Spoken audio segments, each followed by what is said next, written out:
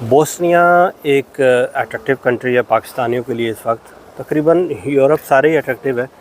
اور بہت سارے لوگ جو ایزی ایکسیس دیکھ رہے ہوتے ہیں کہ ریزیڈنس پرمٹ کہاں پہ لیا جائے, اور ان میں آج کل بالکن کنٹریز میں کافی توجہ ہے لوگوں کی, جس میں البانیہ, سربیا, مونٹینیگرو اور بوسنیا جو ہے نا, یہ 3-4 کنٹریز قابل ذکر ہیں. اس کے علاوہ بھی 2-3 کنٹریاں ہیں, کوسوو وغیرہ ہے. اور لیکن جو مین اس وقت فوکس ہے کہ جن کنٹری میں ایزیلی آپ کو ریزیڈنس پرمٹ مل جائے تو آپ وہاں پہ شفٹ ہو جائیں. مڈل ایسٹ سے تو آپ کو پتہ ہی ہے کہ پہلے سے لوگ جو ہے نا وہ موو کرتے ہیں یورپ میں, اور پاکستان کے حالات بھی سب کو پتہ ہے کہ آدمی اس وقت جو کنڈیشن چل رہی ہے تو لوگ کہتے ہیں کہ کہیں پہ بھی موو کر جائیں اس وقت. تو ابھی میں نے وہاں پہ حالت دیکھی, جو میں ابھی میرے ریسنٹ جو میں نے ٹریول کیا تقریباً تھرو آؤٹ بوسنیا کے اندر میں نے ٹریول کیا. اس کا جو بارڈر مونٹینیگرو والی سائڈ پہ ہے نا, جب آپ جاتے ہیں تو بڑی بڑی ماؤنٹین, تقریباً یہ سارا ملک کی ماؤنٹینز پہ ہے. جیسے ہمارا پاکستان میں کشمیر کا ایریا ہے یا مری کا ایریا ہے, تو یہ بڑی بڑی ماؤنٹینز ہر طرف آپ کو نظر آئیں گے. اسپیشلی جو آپ مونٹینیگرو سے جاتے ہیں تو ہائی ماؤنٹینز ہیں وہاں پہ, اور نسبتاً جو زیادہ ڈیولپ ایریا ہیں وہ سراجیوو کا جو سراجیوو کیپٹل ہے, تو اس سے آگے جو کروشیا والی سائڈ ہے تو وہ زیادہ ڈیولپ ہے. اور یہاں پہ میں ایک بات بتاتا چلوں کہ میں نے دیکھا ہے ان کا ہاؤس سٹرکچر جو ہے اسپیشلی ولا وغیرہ بہت اچھا ہے, کیونکہ شاید جنگ کے بعد انہوں نے جو کنسٹرکشن کی ہے اس کو ریکنسٹرکٹ کیا ہے, تو بہت سارے جو وہاں پہ ولاز آپ کو دیکھنے کو ملیں گے, ہاؤسز ملیں گے, تو وہ بڑے اچھے طریقے سے بنے ہوئے ہیں یورپین سٹینڈرڈ کے مطابق. یعنی کمپیریزن میں نے البانیہ کی نسبت دیکھا ہے کہ وہاں پہ ولاز بہت اچھے ہیں. اور یعنی سملر جو کچھ دوسرے کنٹریز ہیں یورپ میں جو اچھے ڈیولپ کنٹریز ہیں, تو ان میں جو ولا کا سٹائل ہوتا ہے, یعنی آپ کو نیا ولا ساتھ اس کے کچھ لینڈ ایریا ملے گا. اور تقریباً آپ اگر ٹریول کریں سراجیوو سے کروشیا کی طرف, جتنے بھی رستے میں چھوٹے ٹاؤنز یا سٹیز آتے ہیں, تو آپ کو بڑا اچھا وہاں پہ لگے گا. اور اس کے علاوہ یہ کنٹری خوبصورت ہے, یعنی یہاں پہ آپ کو ماؤنٹینز ہر طرف جو ہے نا, موسم بھی ان کا ٹھنڈا ہوتا ہے اور اچھا ایک خوبصورت ملک ہے. جہاں تک یہاں پہ میں نے بزنس دیکھے ہیں, تو بزنس زیادہ تر میں نے جو کنٹری سائڈ پہ جو دیکھے ہیں قابل ذکر, اس میں لکڑی کا کام بہت زیادہ ہے, کیونکہ لکڑی بہت زیادہ ہے وہاں پہ, تو یہ جاتی ہے مختلف شکلوں میں جو ہے نا آگے ایکسپورٹ ہوتی ہے, اس کو کاٹ کے یا جیسے جیسے استعمال میں لاتے ہیں. اس کے علاوہ گاڑیاں جو امپورٹ ہوتی ہیں وہاں سے, تو اس کی میں نے ورکشاپ دیکھی ہیں. یہ ایک بڑا میں آپ لوگوں کو بتا دوں ٹیکنیکلی کہ یورپ کے جو ڈیولپ کنٹریز ہیں جیسے جرمنی اسپیشلی, فرانس ہے, اٹلی ہے, تو یہاں پہ گاڑیاں جو ہے نا, یہاں پہ لیبر کاسٹ بڑھ جاتی ہے گاڑی کی قیمت سے. یعنی اگر کوئی انسپیکشن سے گاڑی جو ہے نا, وہ فرض کی ایک آدمی کے پاس گاڑی, اس کو انسپیکشن کروانی پڑتی ہے, تو وہ جب انسپیکشن کے لیے جاتا ہے اس کو اس کے اوپر اچھی خاصی اماؤنٹ لگانی پڑتی ہے. تو گاڑیاں وہاں پہ لیز پہ یا بہت انسٹالمنٹ پہ سستی مل جاتی ہیں. تو پھر جو گاڑی تھوڑی سی پرانی ہو جاتی ہے یا انسپیکشن میں تھوڑا سا اس کا زیادہ وہ خرچہ آتا ہے, تو ایسی گاڑیاں جو ہے نا وہ اونے پونے داموں یا سم ٹائم فری جو ہے نا اس کو کباڑیوں کے ہاتھوں بھیج دی جاتی ہے. اور آگے سے وہ لوگ جو ہے نا, اب اس وہاں پہ لیبر کاسٹ بھی اتنی زیادہ ہے کہ عام طور پہ مکینک تو ان کو پرواہ نہیں ہوتی نا, کیونکہ وہاں پہ آورلی بہت ہائی جو ہے نا آپ کو مکینک کی بڑی ویلیو ہے. تو اب یہ چیزیں ساری جو ہے نا, یہ جتنے بھی ڈیولپنگ کنٹریز ہیں یا انڈر ڈیولپ کنٹریز ہیں ساتھ ساتھ کے یورپین یا بالکن کنٹریز ہیں, تو یہ مال وہاں سے ادھر آ جاتا ہے. اب وہ لوگوں نے وہاں پہ اس کو مختلف طریقوں سے, یعنی گاڑیاں آپ لے آتے ہیں سستی اونے پونے, پھر اس کو آگے سے یا تو انہوں نے مکینک سستے مکینک رکھے ہوئے ہیں, وہاں پہ جگہیں سستی مل جاتی ہیں, سائڈوں پہ لے لی کسی بھی جگہ پہ, ایک گودان سا بنا لیا, ورکشاپ بنا لی, اور پھر اس کو مختلف سپیئر پارٹس نکال کے آگے اس کو مختلف کنٹریز, ایشین کنٹریز ہیں, افریقن ہیں, تو ان کو ایکسپورٹ بھی کر دیتے ہیں یا کسی اور طریقے سے اس کو آگے سیل کرتے ہیں لوکل بھی, اور اس کو استعمال میں لا کے, یعنی ان کو اچھا خاصا اس سے فائدہ ہو جاتا ہے. کیونکہ لیبر کاسٹ تھوڑی ہے, سائڈوں پہ آپ لے جاتے ہیں, تو ایک ہی دفعہ گاڑیاں اکٹھی جو ہے نا وہ بک کر کے تو وہ آپ لے آتے ہیں, وہی خرچہ ہوتا ہے آپ کا. تو یہ میں نے وہاں پہ دیکھا ہے بزنس. اس کے علاوہ کچھ اور انڈسٹریز بھی وہاں پہ میں نے دیکھی ہیں رستے میں جو مطلب اس سے ریلیٹڈ, تو یہ لوگ اس طریقے سے وہاں پہ سروائیو کرتے ہیں. باقی اگر آپ کو وہاں پہ پراپرٹی لیتے ہیں آپ, یعنی آفیشیلی ان کی طرف سے کوئی ایسا جو ہے وہ آپ کو لا نہیں ملے گا بوسنیا کے اندر, جیسے گولڈن ویزا ہوتا ہے یا کوئی بھی ایسی چیز ہوتی ہے, تو وہ آپ کو آفیشیلی نہیں ہے. لیکن عام طور پہ یہ تقریباً سارے بالکن کنٹریز کے اندر ہی کانسیپٹ ہے کہ آپ اگر پراپرٹی لیتے ہیں تو آپ کو الاؤڈ ہے کہ آپ ریزیڈنس پرمٹ اپلائی کر دیتے ہیں وہاں پہ، یا آپ کی کوئی پراپرٹی ہے، کمپنی ہے، تو اس بیس پہ۔ اب جو ان لوگوں نے بیسیکلی یہ جو اتنی زیادہ ابھی ان کی ڈیولپمنٹ نہیں ہوئی لاء کے اندر اور ایفیشینٹ نہیں ہے یہ، تو اس میں یہ ہوتا ہے کہ عام طور پہ ان کے ذہن میں تو یورپین لوگ ہوتے ہیں یا دوسرے جن کے اپنے رشین ہیں یا بالکن کے،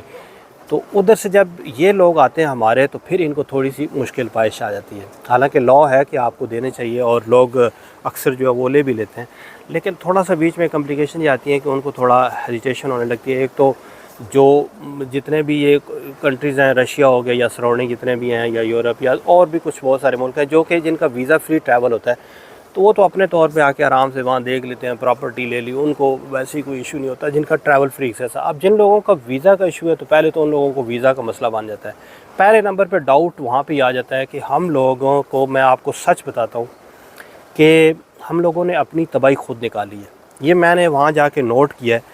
بوسنیا ایک ایسا ملک ہے کہ ہماری جو آرمی ہے انہوں نے ان کی بہت ہیلپ کی، ملکی لیول پہ بھی ہمارے لوگ بھی بہت ان سے جو ہے نا ایک محبت رکھتے ہیں مسلمان ہونے کے ناطے، کہ وہ ایک پرابلم میں رہے، جنگ میں یا کچھ، تو ہمارے لوگوں نے کافی سائڈ لی ان کی۔ لیکن دوسری طرف یہ دیکھا جائے تو یہ چیزیں جو ہے نا، یہ ان کو مینٹین کرنے کے لیے آپ کو اپنی ایک عزت دار آدمی جو ہے نا اس کو پھر اور عزت ملتی رہتی ہے، لیکن ہمارے لوگوں نے وہاں عزت کوئی نہیں چھوڑی ہوئی۔ اور سب سے بڑا جو ایشو ہے کہ میں سمجھتا ہوں کہ وہ یہ ہے، ایک تو ہمارے پولیٹیکل سچویشن ایسی ہے، دوسرے ہمارے لڑکے جو ہے یہ بیچارے بھی ظاہر ہے ان کو کام نہیں ملتا ملک کے اندر، کوئی ان کو گائیڈ کرنے والا نہیں ہے، کوئی طریقہ بتانے والا نہیں ہے، تو ان کو ایک ایزی ایکسیس ہی ملتی ہے کہ ہم کسی طریقے سے یورپ پہنچ جائیں تو وہاں جا کے ہم جو ہے وہ کسی طریقے سے سیٹنگ بن جائے ہماری۔ اب اس کے لیے جو ویزا اگر ان کو نہیں ملتا کسی وجہ سے، یا کہیں طریقہ ان کو سامنے نہیں آتا شارٹ کٹ، کیونکہ زیادہ تر دیہاتی ہمارے لڑکے جن کے پاس ایجوکیشن کی کمی بھی ہوتی ہے، تو وہ پھر ایجوکیشن بیس پہ یا دوسرے جو ریسورس ان کو استعمال نہیں کر پاتے خود سے، تو ان کے پاس پھر آخری چانس ہی رہتا ہے ایجنٹ کے تھرو یا کس طریقے سے نا اللیگل بھاگ کے جانا ہے۔ اب یہ کانسیپٹ اتنا بھرپور ہو چکا ہے کہ کیونکہ ہماری پکڑ دکڑ نہیں ہے، کنٹری کی کوئی سنبھالنے والا نہیں ہے۔ مشرف دور میں نے دیکھا تھا کہ ایک دفعہ انہوں نے یونان سے بندے واپس آئے تھے اور سختی ہوئی تھی اور پکڑ دکڑ اور انہوں نے پوچھ گچھ کی تھی، اس وقت کافی ہمارا بہتر ہو چکا تھا، ہمارا جو ورلڈ وائڈ جو ایک پاسپورٹ کی ویلیو بھی بڑھ گئی تھی۔ یہ میں 2004-05 کی بات کر رہا ہوں، 6-7 تک 8 تک بڑی اچھی ویلیو بنی رہی۔ لیکن آج کل تو آپ کو پتہ ہے کہ لاوارسی کی انتہا ہے نا، مطلب کوئی پوچھنے والا نہیں ہے اس ملک کا، نہ کوئی مطلب والی وارث ہے، تو پھر یہ لڑکے بیچارے ان کو ادھر بھی کوئی نہیں ملتا ان کو، تو وہ تو کہتے ہیں کہ ایگریکلچر بھی ہم اگر کریں تو ہمارے پاس اتنی مشینری نہیں ہے، وہی پیسہ اگر ہم لگائیں ڈوب جاتا ہے، یعنی ان کو ڈیولپمنٹ ہی نہیں ہے، گورنمنٹ کی طرف سے کوئی جو ہے نا ان کو ایک فیسیلیٹیٹ نہیں کیا جاتا۔ پھر یہ ہے کہ ان کو یہ ہوتا ہے کہ اگر ہم کئی لوگ آزما بھی چکے ہیں کہ وہاں پہ پیسہ لگایا، کہیں انویسٹ کیا تو وہ ڈوب گیا پیسہ 20 لاکھ 25 ہزار، تو ان کے پاس ایزی ایکسیس ہی ہوتی ہے کہ کسی طریقے سے ہم یورپ پہنچ جائیں تو ہمیں کم از کم 1 لاکھ 2 لاکھ 3 لاکھ ہمیں آنا شروع ہو جائے گا اور ہمارا ایک سرکل چل جائے گا، خوشحالی آ جائے گی۔ تو اس لیے لوگ جو ہے نا وہاں سے بھاگ کے مختلف طریقے کار کے آتے ہیں۔ اب یہاں پہ جو امیگریشن ہے نا، آپ کو بتاؤں کہ جو لوگ فیس کرتے ہیں نا یہ چیزیں، ان کو تو دودھ کا دودھ اور پانی کا پانی ہو جاتا ہے، ڈیلی وہ دیکھتے ہیں، اور یہ کتنے 30-40 سالوں سے 50 سالوں سے ہو رہا ہے یہ کام۔ ترکی کے راستے یہاں سے یہ جتنے بالکن کنٹریز آتے ہیں نا بیچ میں، گریس سے ترکی سے پہنچتے ہیں، گریس میں سب لوگوں کو پتہ ہے، لوکل جو لوگ ہیں وہ بھی نیوز سنتے ہیں، امیگریشن تو ہر وقت فیس کرتی ہے، تو ان لوگوں کو اچھے طریقے سے پتہ ہے کہ پاکستانی جو ہے یہ یہاں سے اس طریقے سے آتے ہیں۔ اب گریس کو آگے کراس کر کے البانیہ آ جاتا ہے، البانیہ کے اندر آگے اسی طریقے سے یہ جتنے بھی کنٹریز ہیں تو یہاں سے گھوم پھر کے کسی طریقوں سے یہ آگے جو ہے نا یورپ تک پہنچنا ہوتا ہے انہوں نے۔ تو البانیہ سے کئی لوگ اٹلی نکل جاتے ہیں، کئی مونٹی نیگرو جاتے ہیں، آگے بوسنیا جو ہے نا بارڈر کراس کرتے ہیں بائی روڈ جو ہے نا، جو یہ آتا ہے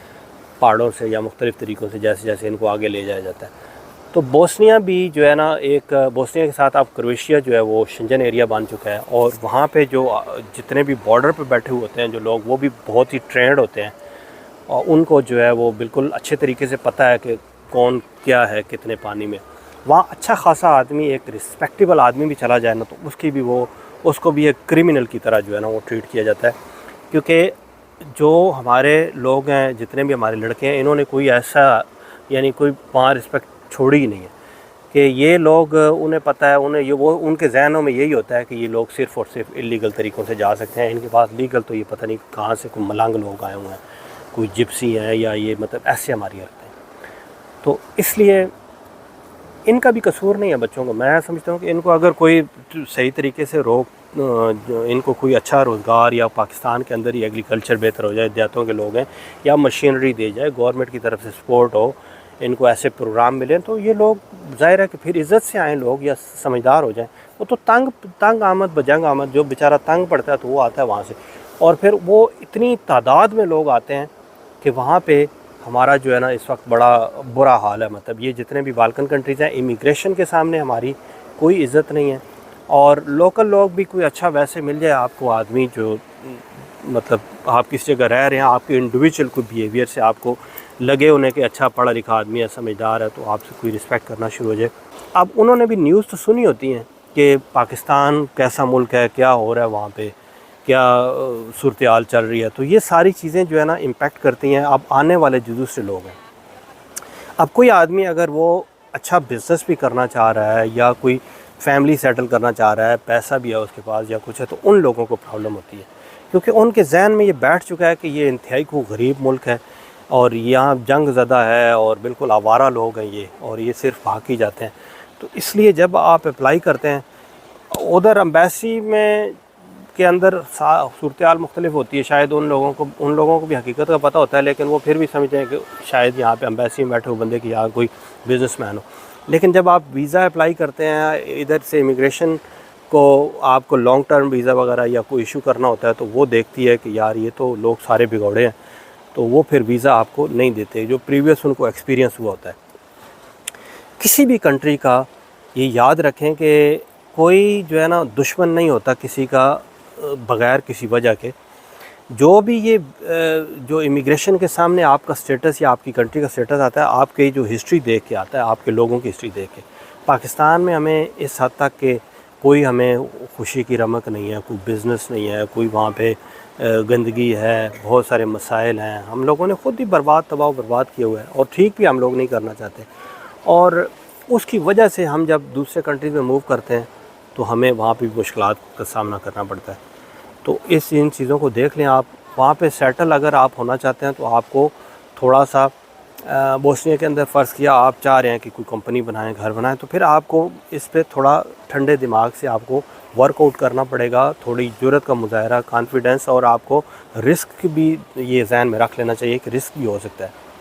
آپ اپنا انویسٹمنٹ پہلے کوشش کریں, وزٹ پہ وہاں پہ جا کے گھر دیکھیں, گھر لے کے کمپنی بنائیں, اور اس پہ پہلے ایک دو وہ لڑکے ہیں, انہوں نے وہ ایک فیملی ہے, انہوں نے کوئی ویڈیو وغیرہ بھی بنائی ہوئی ہے, تو وہ گئے ہیں, ان کو بھی مشکلات کافی سامنا کرنا پڑا. تو اسی طریقے سے آپ کو نا مطلب وہ سامنا کرنا پڑے گا. لیکن ایک چیز ہے کہ آپ کا اگر گھر وغیرہ ہے یا آپ لیتے ہیں اچھے ایریا میں, یا کوشش کریں کہ آپ اگر مین سٹیز میں لیتے ہیں جیسے سراجیوو وغیرہ یا کسی جگہ پہ, تو وہ ری سیل آپ کو ہو جائے گا, یعنی وہ پراپرٹی کی آپ کی جو ہے وہ ایک ایسٹ ہے, تو وہ آپ کا کم از کم وہ نہیں ہوگا. اگر آپ نہیں بھی جاتے تو آپ اس کو اپنے پاور اٹارنی کے تھرو بھی ری سیل کر سکتے ہیں, وہ کوئی اتنا مسئلہ نہیں ہے. تو لینگویج کا بیریئر بھی ہوتا ہے, یہ چیزیں بھی نوٹ کر لیں. اور یہ ساری چیزیں دیکھ کے اس کے بعد بھی اگر آپ سمجھتے ہیں کہ آپ وہاں پہ سیٹل ہونا چاہتے ہیں تو آپ کو ورک آؤٹ کرنا پڑے گا اپنے طور پہ, یا آپ کو اتھینٹک آدمی کو چاہیے جو آپ کو پورا وہاں پہ فیسیلیٹیٹ کرے. یعنی آپ پاور اٹارنی کے تھرو اپنا گھر پہلے پرچیز کریں, کمپنی بنائیں, پھر اپنے ڈاکومنٹس آپ امبیسی میں کریں, تو آپ کو وہ فائٹ کر کے وہاں پہ ریزیڈنسی مل سکتی ہے. تو یہ صورتحال آپ کے سامنے میں کوشش کرتا ہوں کہ سچ جو ہے آپ لوگوں کو بتاؤں, اور اس کو آپ جانچ پڑتال کر کے پھر آپ جو ہے نا موو کریں. تو آپ کو اپرچونیٹیز بہت ساری موجود ہوتی ہیں. میں کسی بندے کو ڈسپوائنٹ نہیں کرنا چاہتا کہ دنیا میں ہر جگہ پہ اللہ تعالیٰ نے بہت ساری رکھی ہوئی ہیں, صرف فیکٹ آپ کے سامنے ہے کہ آپ بہتر طریقے سے اپنا ڈیسیجن لے سکیں. یہ اس لیے میں آپ لوگوں کو ویڈیو میں یہ بتا رہا ہوں. ٹوٹل جو میں آبزرو کرتا ہوں یا سچی بات جو میں آپ لوگوں کو نا, اس میں سم ٹائم جو ہے نا کچھ چیزیں ایسی ہوتی ہیں بندہ اس سے ڈسپوائنٹ ہو جاتا ہے, لیکن ڈسپوائنٹ نہیں ہونا, ان سے ہم نے سبق سیکھنا ہے, اپنے آپ کو بہتر کرنا ہے, تو تب ہمارے حالات بہتر ہوں. تو انشاءاللہ نیکسٹ ویڈیو کے ساتھ میں کوشش کروں گا کہ جو مزید کچھ چیزیں ہیں وہ آپ کے سامنے رکھوں. ینگ جنریشن ہے, یہ میری ریکویسٹ ہے, آپ لوگ جو ہے نا اپنا بندوبست کر لیں, بزنس کے بارے میں سوچیں اپنا, اور ایمانداری سے کرنا سیکھیں دنیا میں. تو میں اس پہ ایک اور ویڈیو بناؤں گا جس میں میں کچھ چیزیں آپ لوگوں کو بتاؤں گا کہ آپ کو بزنس یا یہ چیزیں آپ کیسے کر کے تو تھوڑا اپنے آپ کو امپروو کر سکتے ہیں. اس وقت کے لیے اجازت دیں. اللہ حافظ.